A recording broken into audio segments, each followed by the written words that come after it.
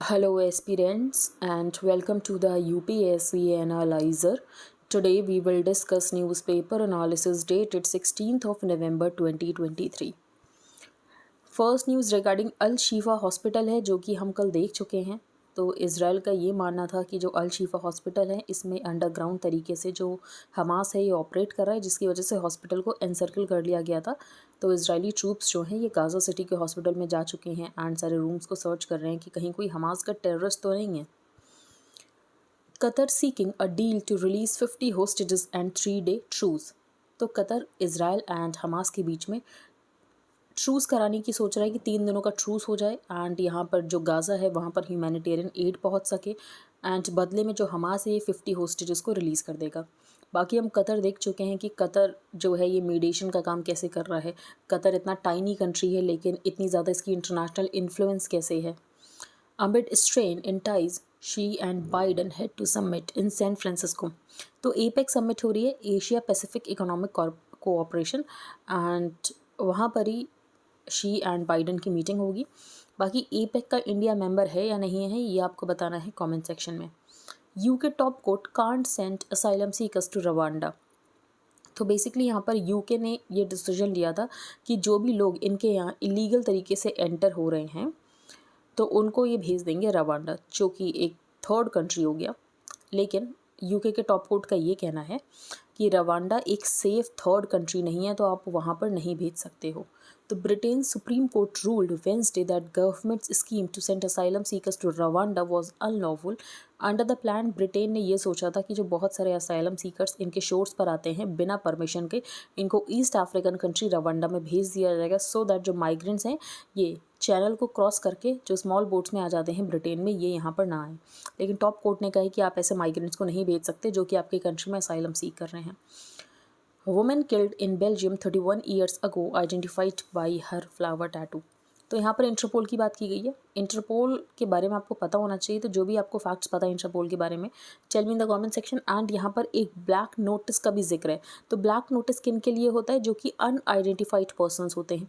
बाकी इंटरपोल कौन कौन से नोटिस अलर्ट निकालता है, अगर आपको ये भी पता है तो ये भी आप बता देना। इंपॉर्टेंट टॉपिक है इंटरपोल। बाकी ये तो वर्ल्ड कप के बारे में है तो उसको तो हम नहीं देखेंगे। आगे हम चलते हैं। After states protest NMC suspends decision on capping MBBS seats.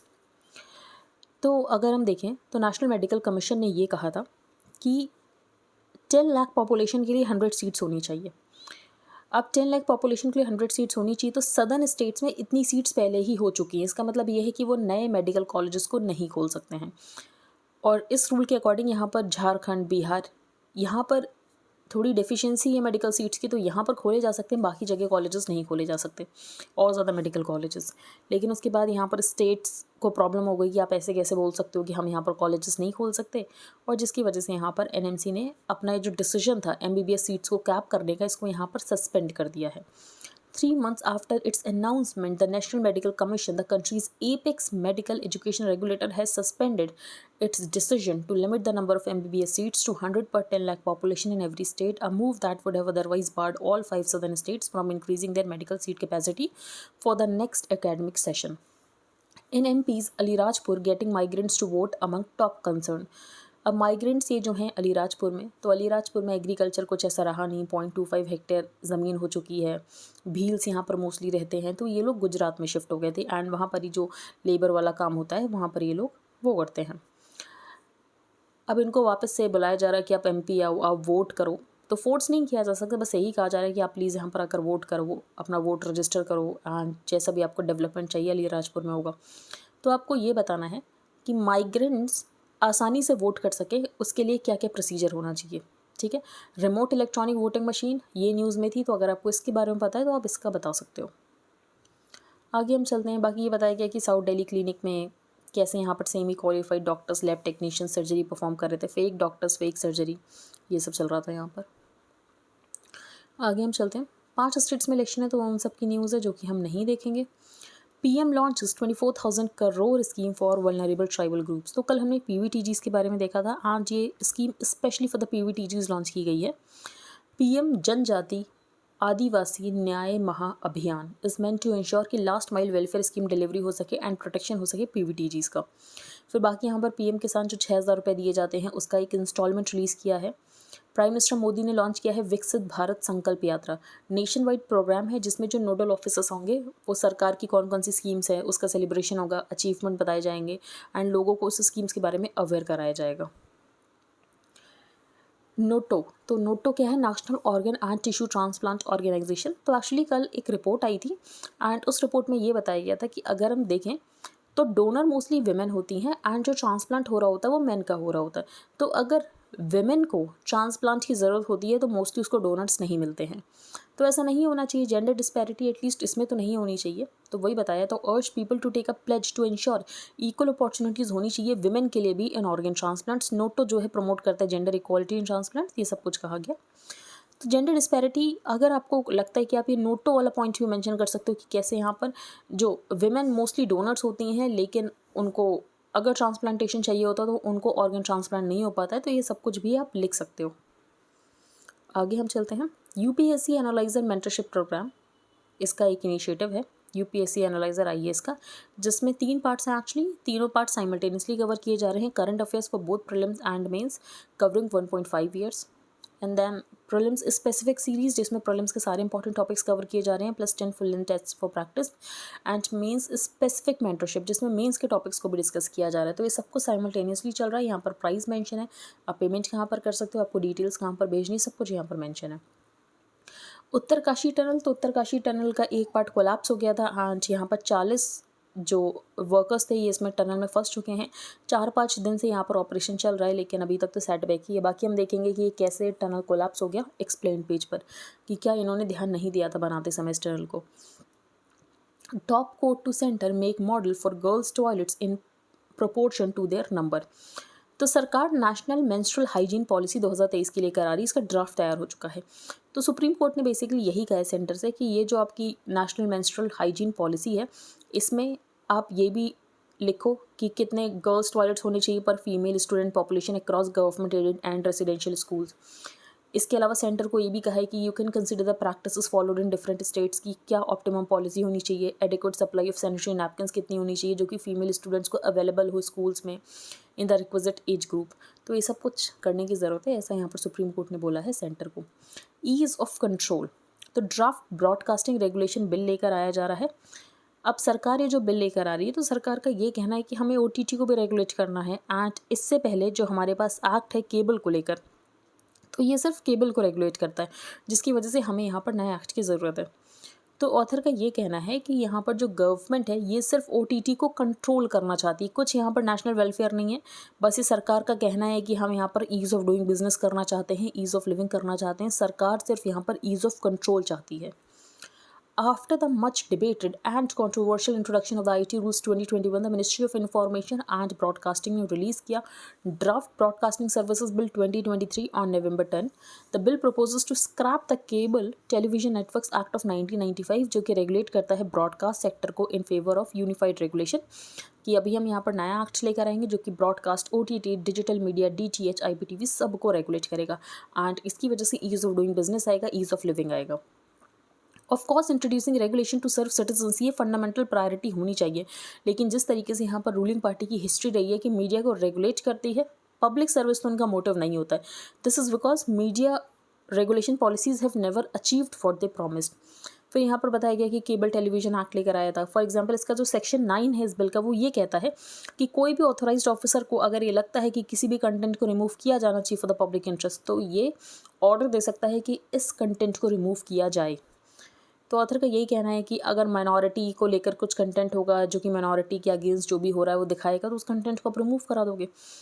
तो where any authorised officer thinks it is necessary और expedient so to do in the public interest he may by order prohibit any cable broadcasting network operator, radio broadcasting network operator from transmitting और retransmitting any programme और channel अगर एक conformity में नहीं है with the prescribed programme code and advertisement code, जो कि refer किया गया है in the section 19। Cable television act 1995 में लेकर आया गया था जो इलीगल केबल टेलीविजन नेटवर्क्स उसके मेनेस को कर्ब करने के लिए, एंड इसको रिप्लेस करके अभी ये नया बिल लेकर आया गया है। नेक्स्ट है अ वाइडर गैप। तो इंडिया का ट्रेड डेफिसिट बहुत ज़्यादा हो गया है अक्टूबर मंथ में। रीज़न क्या है, तो फेस्टिवल टाइम था एंड जिसकी वजह से गोल्ड का इम्पोर्ट बहुत ज़्यादा हुआ है। ये एक सबसे बड़ा रीज़न है कि गोल्ड के इंपोर्ट की वजह से ही हमारा ट्रेड डेफिसिट बहुत ज़्यादा हुआ है। तो according to the official trade data released for October, India trade deficit hit a record high in अक्टूबर।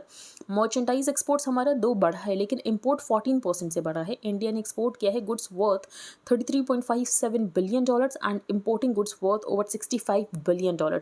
और हमारा ट्रेड डेफिसिट बढ़ा है, तो ट्रेड डेफिसिट का मतलब ये है कि हमारी जो करेंसी है वो भी वीकन होगी एंड आने वाले समय में हमारा ट्रेड डेफिसिट और ज़्यादा बढ़ सकता है क्योंकि आपकी करेंसी यहाँ पर वीक हो रही है।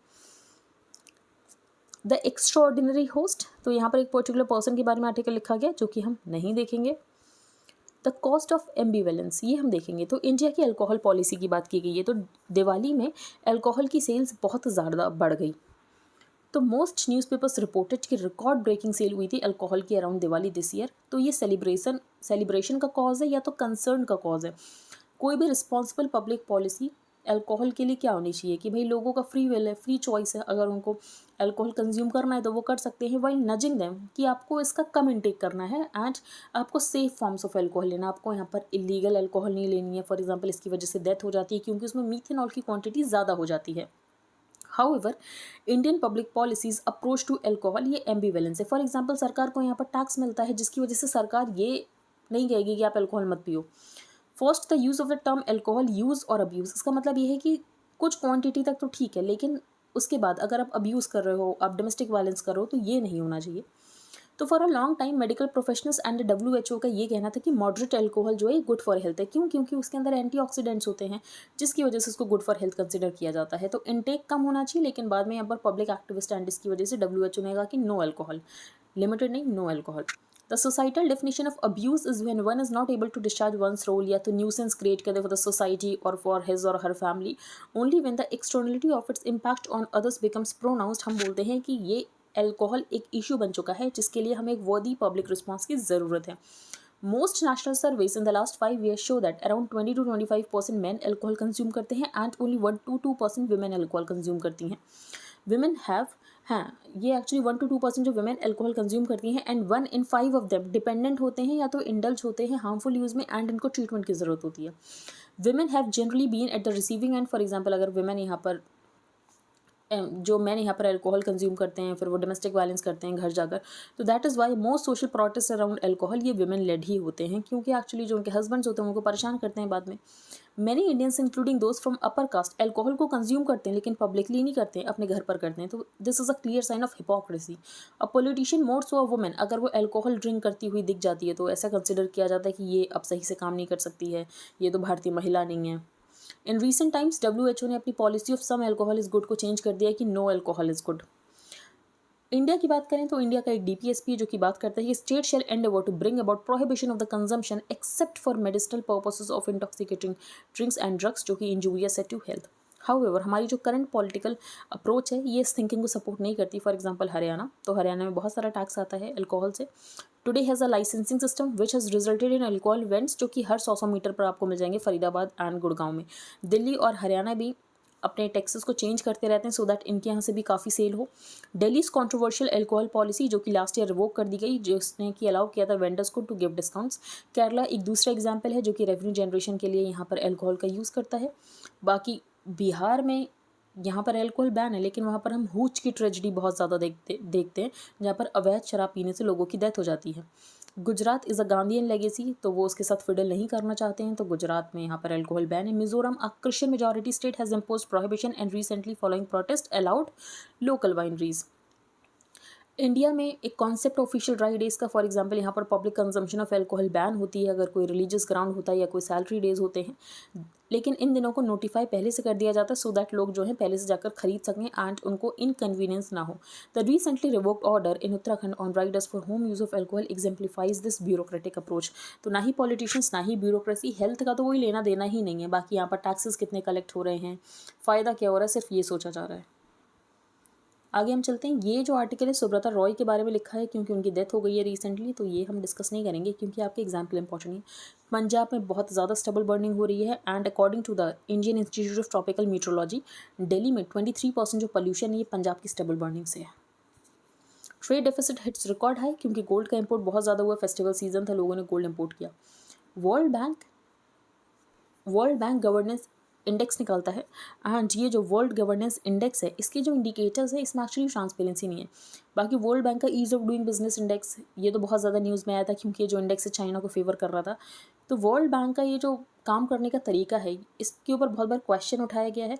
तो अगर ये क्वेश्चन है क्या वर्ल्ड बैंक फेल हो रहा है एज एन इंस्टीट्यूशन, तो आप ये सब कुछ कोट कर सकते हो। फॉर एग्जांपल इसका वर्ल्ड गवर्नेंस इंडेक्स जिसमें यहाँ पर जो इंडिकेटर्स उसमें ट्रांसपेरेंसी नहीं है, ईज ऑफ डूइंग बिजनेस जिसमें चाइना को फेवर किया जा रहा था, एंड अल्टीमेटली यहाँ पर ईज ऑफ डूइंग बिजनेस पिछले कुछ सालों से निकाला भी नहीं जा रहा है। India US other IPEF members, तो IPEF क्या है, इंडो पैसिफिक इकोनॉमिक फ्रेमवर्क। इसमें टोटल 14 मेंबर्स हैं, यहाँ पर 14 मेंबर्स के नाम लिखे हुए हैं, एंड आपको इन 14 मेंबर्स के नाम याद करने तो आप कर सकते हो। उसके 4 पिलर्स हैं, एक पिलर इंडिया ने साइन नहीं किया। अगर आपको पता है कि ये कौन सा पिलर है जो कि इंडिया ने इसका साइन नहीं किया, then please tell me in the comment section. And नहीं पता है तो आप एक बार सर्च कर सकते हो, देख सकते हो, अगर आप पढ़ोगे तो आपको खुद से आ जाएगा। एपेक का क्या मतलब होता है, तो एशिया पैसिफिक इकोनॉमिक कोऑपरेशन है, एंड इंडिया इसका मेंबर नहीं है। रीजनल इकोनॉमिक फोरम है जिसको कि 1989 में स्टैब्लिश किया गया था to leverage the growing interdependence of the Asia Pacific, and 21 members of the APEC, इनको कंट्रीज नहीं इनको इकॉनमीज कहा जाता है क्योंकि बेसिकली जो एपेक है इसका फोकस है ट्रेड एंड इकोनॉमिक इशूज़ के ऊपर। ताइवान एंड हांगकॉन्ग अटेंड करते हैं एपेक मीटिंग को एज डिस्टिंक्ट एंटिटीज़, लेकिन ये चाइना का पार्ट ही कंसिडर किए जाते हैं। तो एपेक इकॉनमीज कौन सी है, Australia, Brunei, New Zealand, Papua New Guinea, Hong Kong जो कि पार्ट ऑफ चाइना है, the Philippines, Indonesia, Malaysia, Vietnam, Singapore, Thailand, Chinese Taipei which is Taiwan, China, Japan, South Korea, Russia, Canada, United States, Mexico, Peru, Chile. 1991 में हमने कहा था कि हमें APEC का मेंबर बना लो। 2016 में हमने बताया कि हमें क्यों इसका मेंबर बनना है, क्योंकि इंडिया की जोग्राफिकल लोकेशन, दूसरी बात हमारी इकॉनमी का साइज़ बहुत ज़्यादा है, एंड हमारा ट्रेड इंटरेक्शन बहुत ज़्यादा है एशिया पैसिफिक से, इसीलिए हमें इसका मेंबर बना लेना चाहिए, लेकिन अभी तक बनाया नहीं है। फिर यहाँ पर ये बताया गया है जो उत्तरकाशी टनल जो है यहाँ पर जो कोलैप्स हो गई है, एंड अभी तक बहुत सारे वर्कर्स फंसे हुए हैं। An under construction tunnel on the Yamunotri national highway in Uttarakhand Uttarkashi district collapsed at dawn on Sunday, and 40 workers inside trap हो चुके हैं। रीज़न क्या है, तो रीज़न अभी तो कुछ रिपोर्ट नहीं सबमिट हुई है, लेकिन ऑथर के अकॉर्डिंग क्या रीज़न हो सकता है, या तो लूज पैच ऑफ रॉक होगा जो कि कंस्ट्रक्शन के दौरान विजिबल नहीं होगा, एंड वो फ्रैक्चर्ड और fragile rock, that is rock with a lot of joints, जिसकी वजह से वो वीक हो गई होगी, और उसके बाद जब वाटर सीप इन हो रहा होगा जिसकी वजह से वो और वीक हो गई होगी, एंड ये जो पार्ट है कोलैप्स हो गया। 2 तरीके के मेथड्स होते हैं, the drill and blast method and by using tunnel boring methods. तो एक होता है DBM, एक होता है TBM। तो मोस्टली इंडिया में टनल्स बनाने के लिए DBM मेथड का यूज़ किया जाता है। DBM में क्या किया जाता है, ड्रिलिंग होल्स बनाए जाते हैं इनटू द रॉक, एंड उसको एक्सप्लोसिव से लोड किया जाता है बिल्डिंग। अब जब एक्सप्लोसिव डिटोनेट होते हैं तो रॉक ब्रेक्स अपार्ट। अब इस प्रोसेस में क्या है, आसपास की रॉक जो है वो भी यहाँ पर वीक हो जाती है। Building a tunnel with a TBM is more expensive than DBM, लेकिन ये ज़्यादा सेफर है। लेकिन इंडिया में DBM का यूज़ किया जा रहा है, TBM का यूज़ नहीं किया जा रहा, तो यहाँ पर TBM के यूज़ की तरफ हमें शिफ्ट करना चाहिए। फिर एक्सकेवेशन का मेथड कैसा होना चाहिए, और बाकी हिमालयन रीजन थोड़ा फ्रेजाइल है, ये भी बात है क्योंकि अभी तक प्लेट्स यहाँ पर कोलाइड कर रही हैं, Eurasian plate and the Indian tectonic plate. There are some patches जहाँ पर रॉक बहुत ज़्यादा फ्रेजाइल है for a tunnel, and other places rock बहुत ज़्यादा गुड है। तो सबसे पहले हमें आइडेंटिफाई करना है कि कहाँ पर रॉक फ्रेजाइल है। की एस्पेक्ट टनल का क्या होता है, तो सबसे पहले आपको ये देखना है कि कहाँ पर जो टनल बनाई जा रही है वहाँ की रॉक कैसी है, उस रॉक को इन्वेस्टिगेट करो। आप सेस्मिक रिफ्रैक्शन वेव्स भेज कर देख सकते हो कि यहाँ पर रॉक कैसी है, ये देख सकते हो कौन से पैचेस यहाँ पर फ्रेजाइल है, कौन से यहाँ पर सॉलिड है। तो आई होप आपको सब कुछ क्लियर हो गया हो। अगर आपका कोई भी डाउट है तो आप टेलीग्राम ग्रुप पर पोस्ट कर सकते हो, and if you liked the analysis then please like, share and subscribe. Thank you and have a nice day.